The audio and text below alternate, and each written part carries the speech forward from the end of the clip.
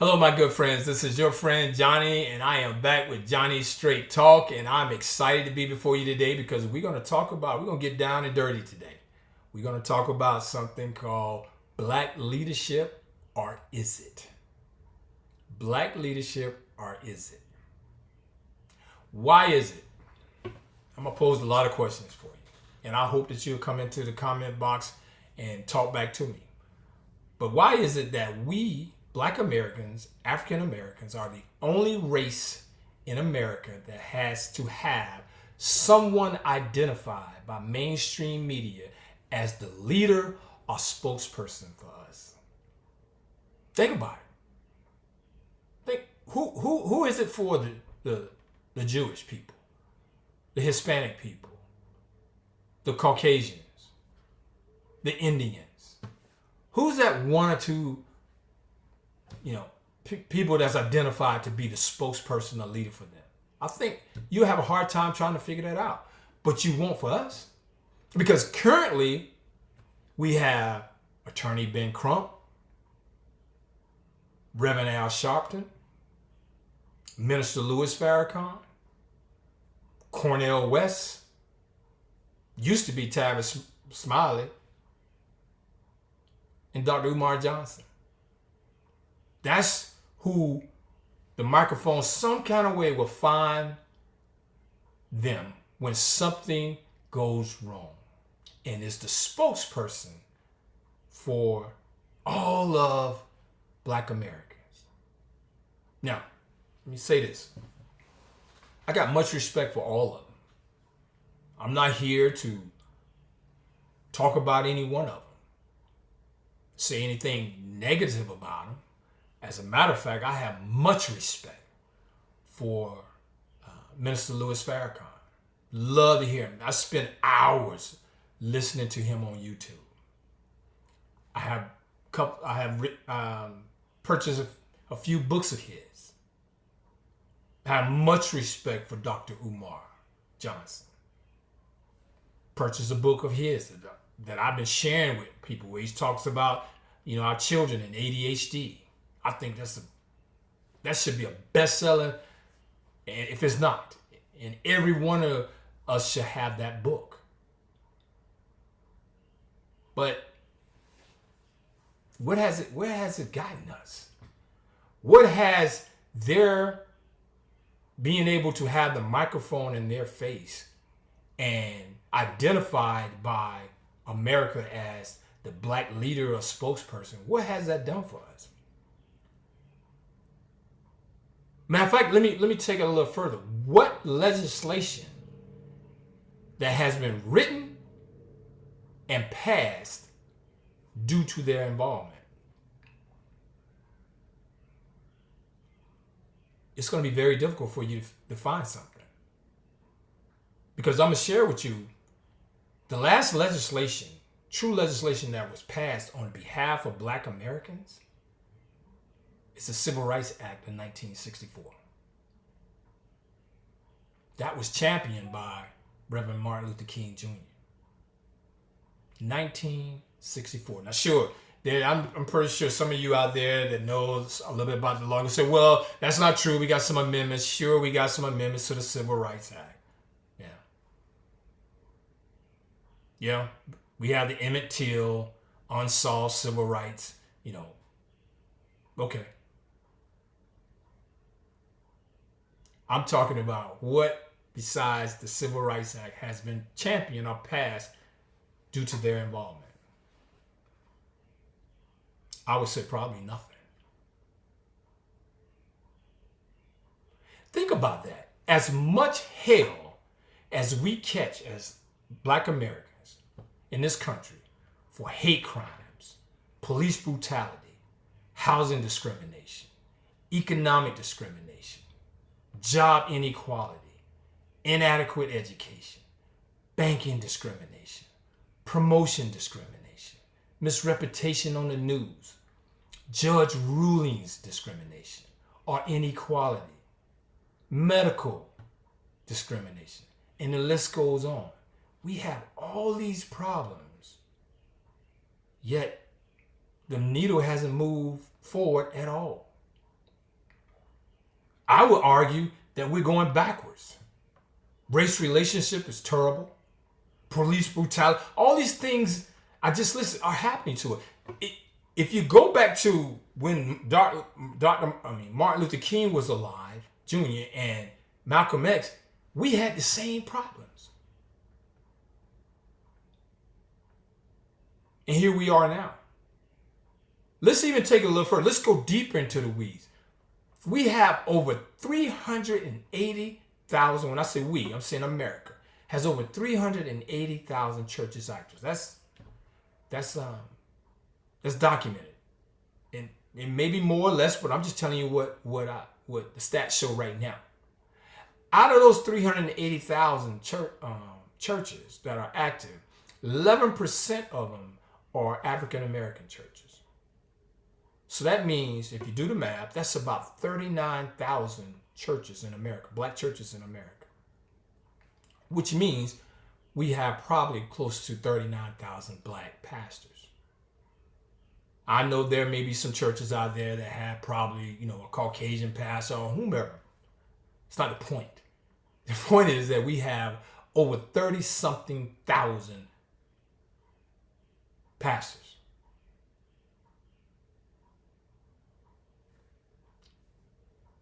And yet we are suffering.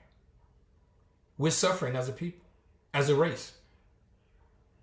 Since Martin Luther King and Malcolm X, we are still fighting similar problems that I just said, that we had back then.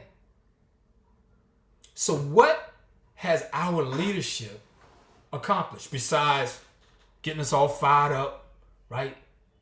We do what they tell us to do. Right? We fall in lines because we believe, hey, if America is putting the microphone in their face and they're speaking for us, so they got a seat at the table when they actually don't. Right? We're out here marching, right, for hours. No justice, no peace, no justice, burning up in the sun. Marching for hours. And then eventually, we go home. And we realize, I got to go to work, and there's peace.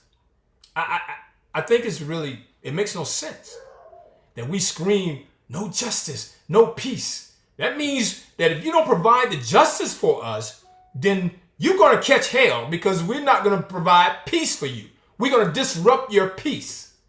Yet we don't do any of that. But we do it. We do it because they tell us to. Get out here and march. Right? We do that. Vote. Right? We proud about that. Get on social media, exercise your right to vote, and we want to put our stickers up, and we want to do all these different things. And then the people that we vote in office, they go in there and they forget about us. They fall right in line. You don't believe me? It should be a YouTube video out there. There's one of the senators we just voted in Georgia into the to be a senator.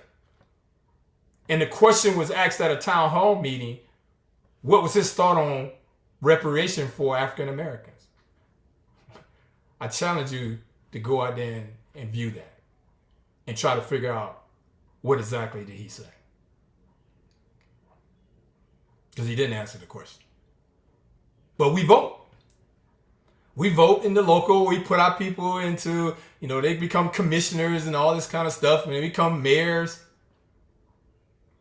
And what does that do? We still catching hell. We attend the local meetings. We go to the local meetings and we stand up at the podium and we address the councilmen and women and the mayor and we say our different things. And it's on YouTube and we get all these likes and comments. Yeah. Nothing changes. We get on TV and we cry. I'm so sick of seeing grown black men on CNN or whatever news outlet and they're crying and they begging, please, this has got to stop. Nobody's moved by that. The enemy is not moved at all because you're crying and you're begging. We do prayers. They do mass shooting and we'll get out there and pray and then we can't even wait before they go to court and we already forgiven them. Turn the other cheek. This is the only time we want to start talking about turn the other cheek when it's somebody outside of our race done done something to us. When it's our own race, we're not turning no other cheek. We don't speak about that then. What is that about? Sign of cowardness to me.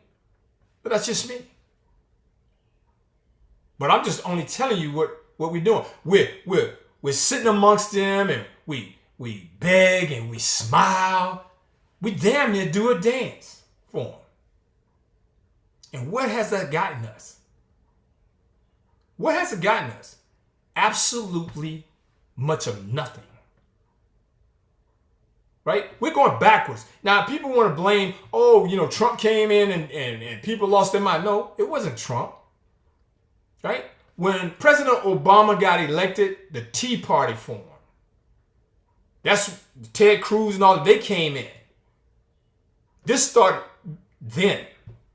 Back then, Trump came in and just threw gasoline on that fire. So we can't blame Trump. He just put a little gasoline to it. Why is it then? Why is it that most of the identified leadership for African Americans, Black Americans, has to be a pastor? What other race has that? I can't think of any. Where are our lawyers, our judges? We have them.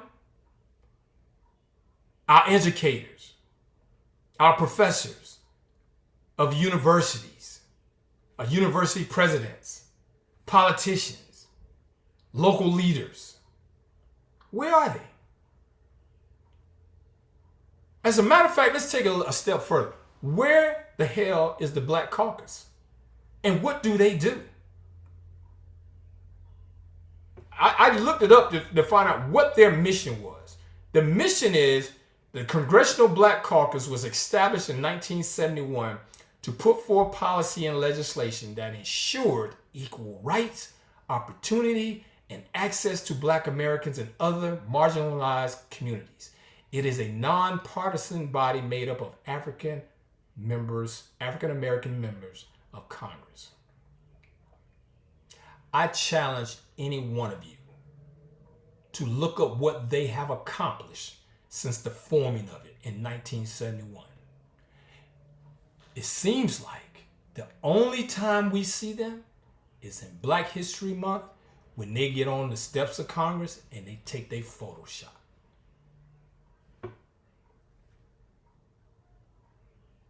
So I just read you the mission. So that's their mission.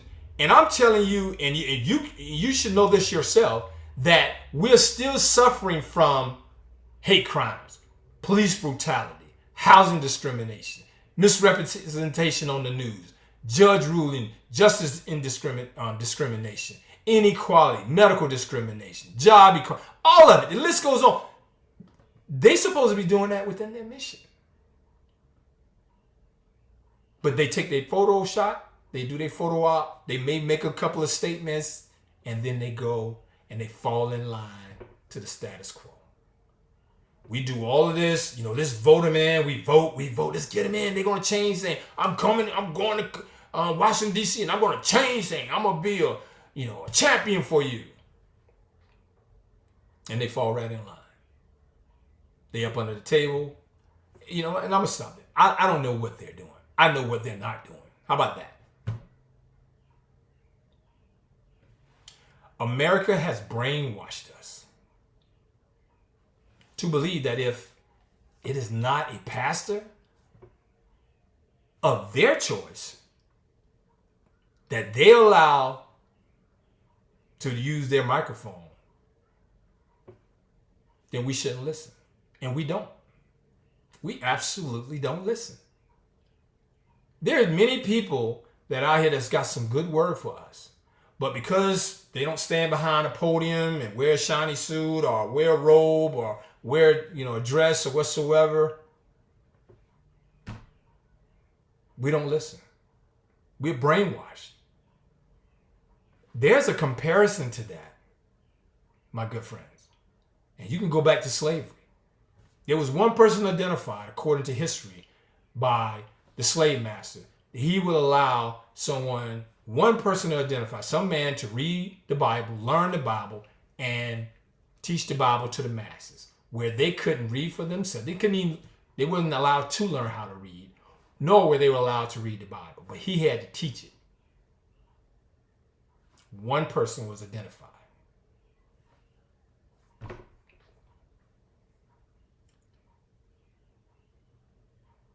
Yes, yeah. We do have so-called leaders making videos. They make their YouTube videos and their TikToks, and they on talk shows, and we do rallies and seminars or whatever you want to call them. Write books, make a lot of money. But where has that gotten us? We have a divorce rate over 55%. Our black women are number one for filing for divorce. Number one. When are we going to address that? When are we going to address this divorce rate that's just destroying our families and our community? We have an obesity problem that now is with our children.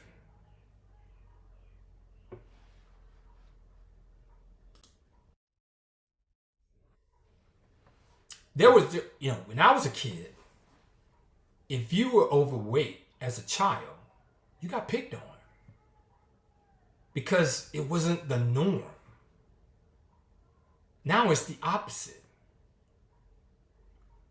Kids are overweight and it's the norm because we're overweight. When are we going to address that? We don't spend money in our own community. Our dollar leaves our community as fast as we get it. Statistics show that. I'm gonna tell you something that I experienced. I used to work for this company in New York, Long Island, and so they was having a golf tournament, and I flew in to be a part of the golf tournament. And so the president of the company asked me to ride with him to go to the golf clubhouse. But on the way, he said he had to stop by his house. And so he was Jewish. And so we, riding through the cities of New York, and we get into the community. Beautiful community. Streets clean, just immaculate. Houses beautiful. So he pulls up to his house and he says, I'll be right back. Didn't invite me in, which was okay. I probably wouldn't have invited him in if he came to my house. But he goes in, and he comes back out. He said, hey, let me ride you around my community. He was proud of it. So he's riding me around. And he's naming houses that prominent people stay in who I didn't know. But he was proud. And I'm seeing like local stores, local restaurants, right? I'm not seeing no chain, no McDonald's, no Hardee's, not seeing no Chinese restaurants, none of that. Not seeing no Walmart, no 7-Eleven, whatever. There's none of that. It was all local stores. And I finally said, I noticed, where you guys don't have no chain restaurants or anything in here. He says, no. He said, we support our own. We don't allow anyone to come in here to take money out of our community. If somebody wants to open up a furniture store, then we all support it. Somebody wants to open up a restaurant, we all support it. We'll keep our money within our community. We kept on riding. And now if you've ever been to New York, there's just police everywhere. You can't turn a corner if there's not a police, a couple of cars. There's no cars, no police cars. I said, I noticed there's no, where the police car? Where the police? He says, they don't come in our community. We police our own. He said, we tell them if we need you, we will call. But we don't need you riding around in our community. We have our own security and we police our own.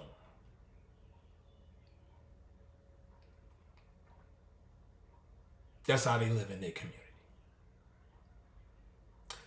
Let's move on to businesses. I just told you how they supported their business. We don't support black business. Right? We complain about the price, not understanding that because they're a black business, they can't buy in bulk. So you're not going to get products at a low price so you can sell at a decent price. We're going to get prices higher than that because we can't buy in bulk because banks are not giving us loans.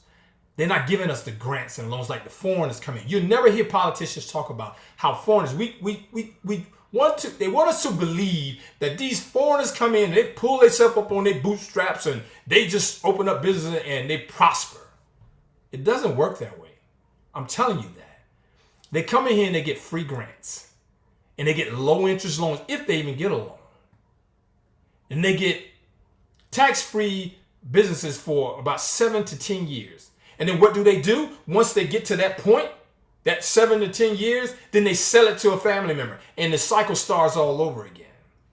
But you won't hear politicians talk about that. But see, we don't know that. So we're going to complain. Oh, I'm not getting the best business here. They're giving me substandard. How much money? Then we start questioning, how much money are you making off of this? But you don't go into Walmart and you don't buy something. Before you buy something, you don't say, how much money is Walmart making off of this? Because I would tell you, because I did business with Walmart, they're going to make about 30 to 50% off of that product. That's the markup. But we're not asking that question. But when it comes to our own business, that's what we do to one another. We move, as soon as we can, we move out of our communities. And we move into communities that don't want us there. We done lost the modesty in how we dress. We used to be known for how we dress, looking sharp, professional. Now, Cardi B and Megan Thee Stallion, that's our dress code now. Or the ladies of Atlanta, housewives of Atlanta, all glammed up and makeup all over the place. Body parts all out. Sure, you're probably saying, well, you're dating yourself, Johnny. This is not the way it should be. I call it self-pimping.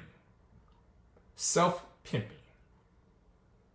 We putting ourselves out there half naked. And then we support it in the comments.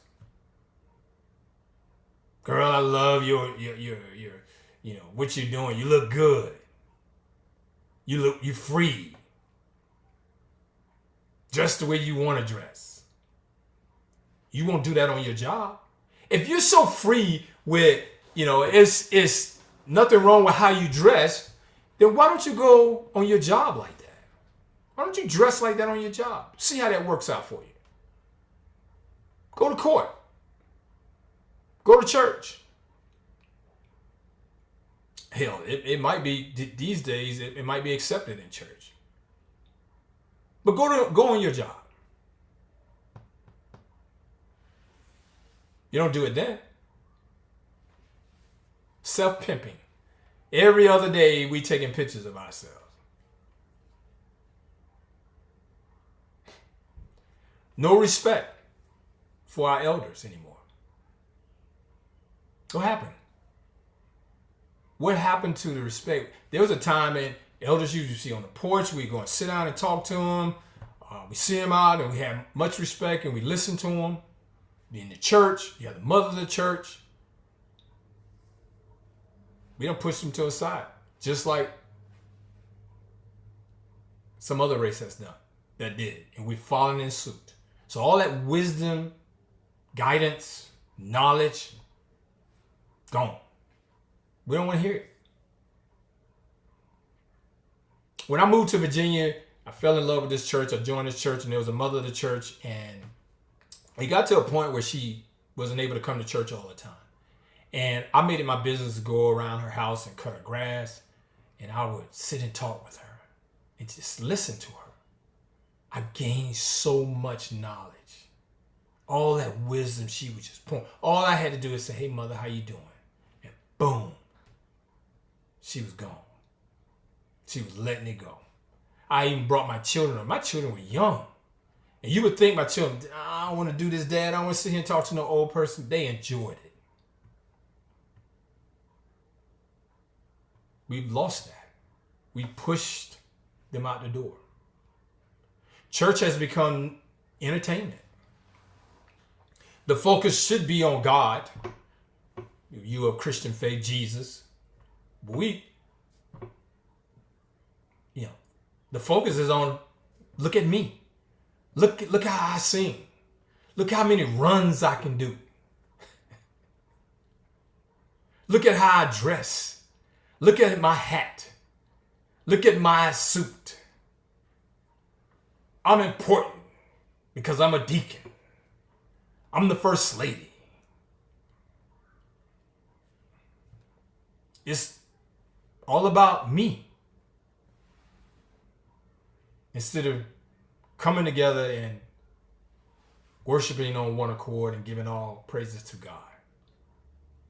So I know you're sitting here saying, well, okay, Johnny, you're doing the same thing that you named these other guys and what they do, not providing any type of solution. Well, I'm gonna give you some solutions. And this is my opinion. But I'm gonna encourage you to come up with your own.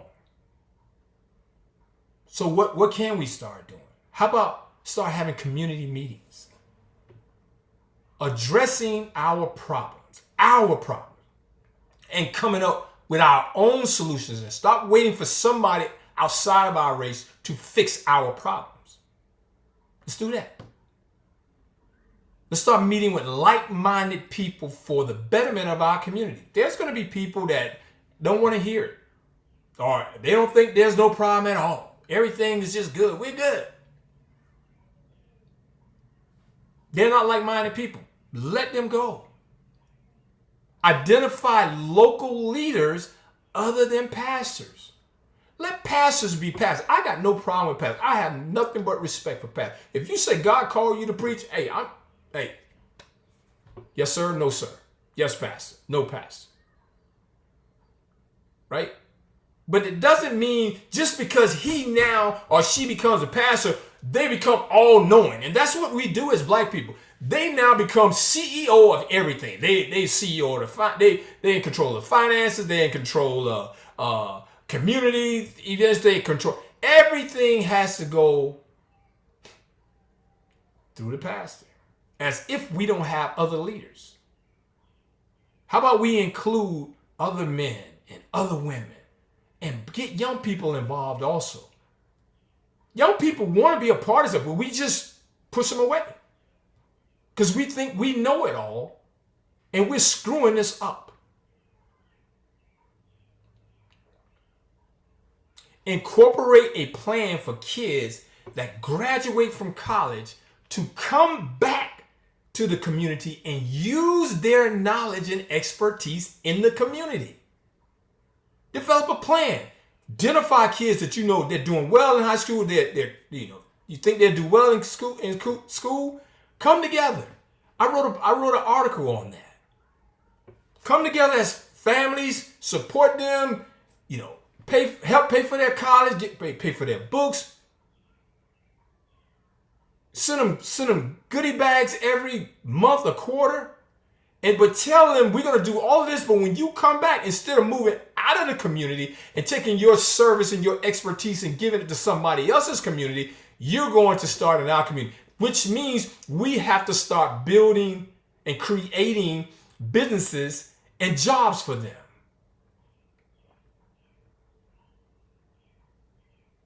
Create local businesses and jobs like I just told you the Jewish people, that Jewish community was doing.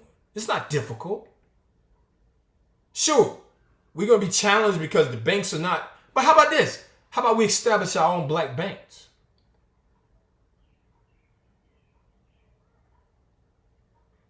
Create our own neighborhood watch and security. We need that. We don't need the police coming in every time because it doesn't work out for the good for us. As a overall, do we need policing? Sure, we need policing. But we can establish our own neighborhood watch and security.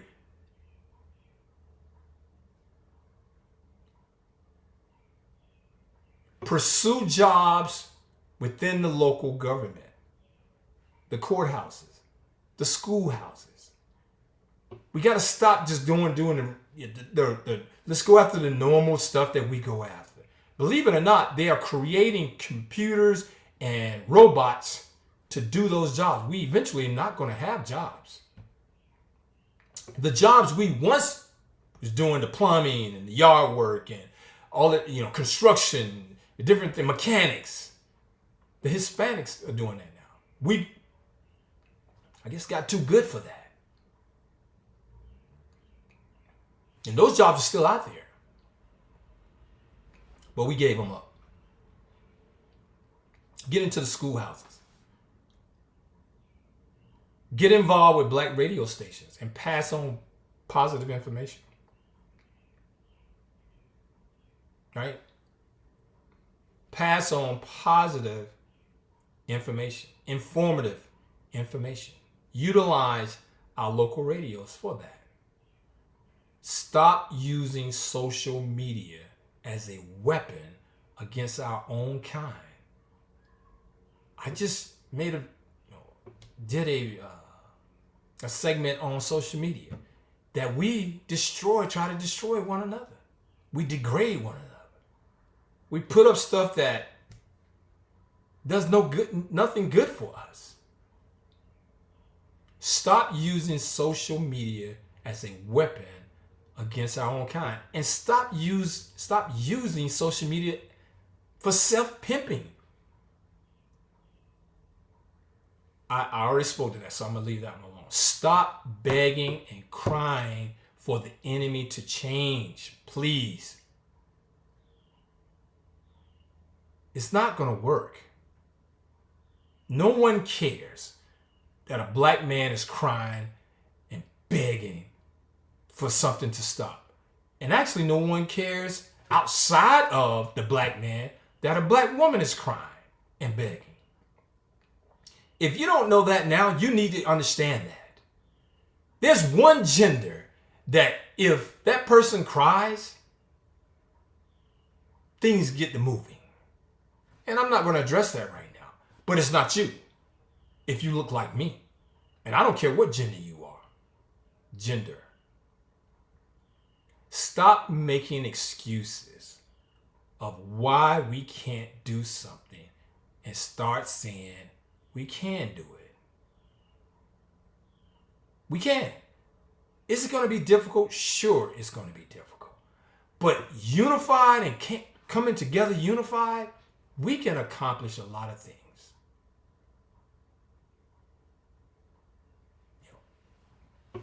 We have to. If not, we're going to continue to go down because we're going down this hill and it's not going to be good for us. We talk about education. We know that the K through 12 curriculum is not the best for our children. If you haven't read the book, and I can't think of the name, Dr. Umar Johnson has a book out there. I'm just encourage you to read it. Where he talks about school, the school system, and he talks about, our kids being put on drugs, being identified with ADHD. But we know this curriculum is not good for us. Just because the law was passed for us to attend school with white kids back in 1960,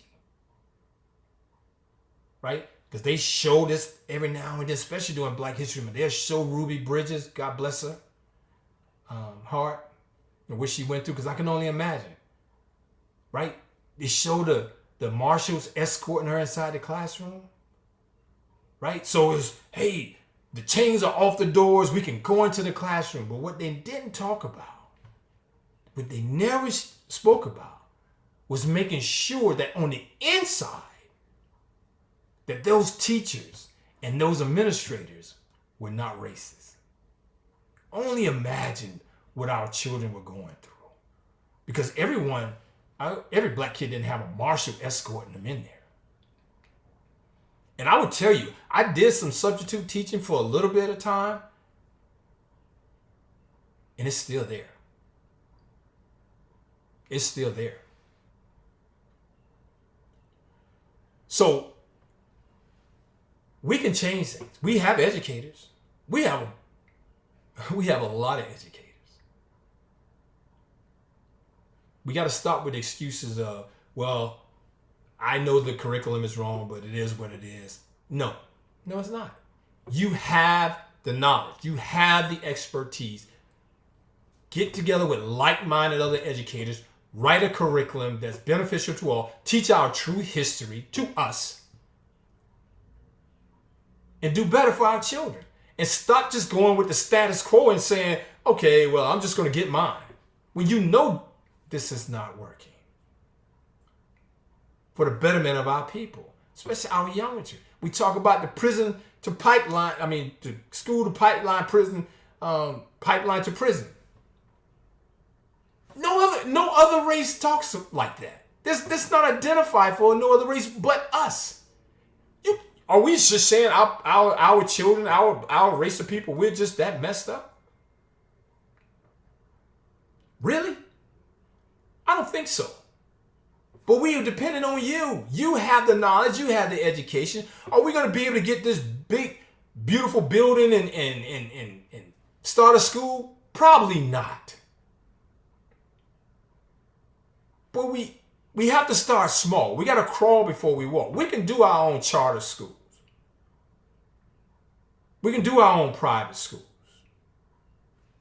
Everybody else does it. Why can't we?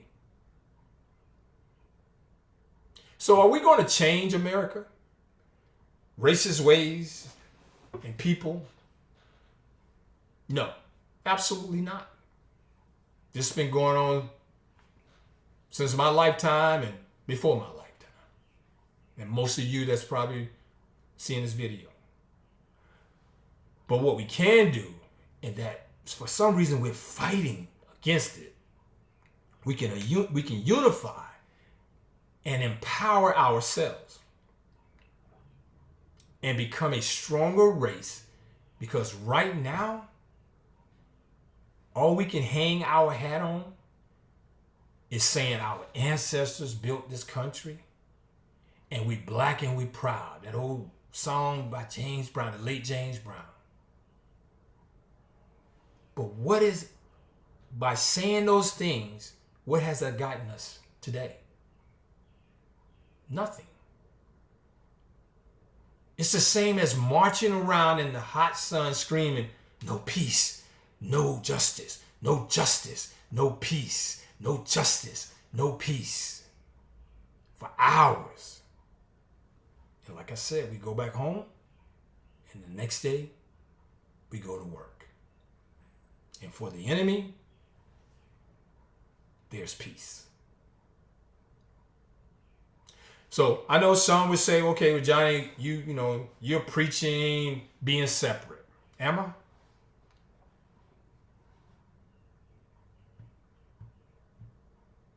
Am I? But I'll come back and respond to you and say, aren't we ready? Because it has been proven trying to just blend in and be equal with everyone, it's not working. It's not working. Right? Nobody has a problem with the Indians staying to themselves. Right? They got the plantations, they got the casinos out there, they just doing great stuff for themselves. Nobody got a problem with the Jewish, they have their own community, they policing themselves. Nobody has a problem with that. Nobody has a problem with the Japanese and the Chinese people, they Chinatown or wherever they want to be. Right? No one has a problem with that. But soon as black people start talking about coming together and separating ourselves, there's a problem. And guess who screams at the loudest? We do. We do. Go figure.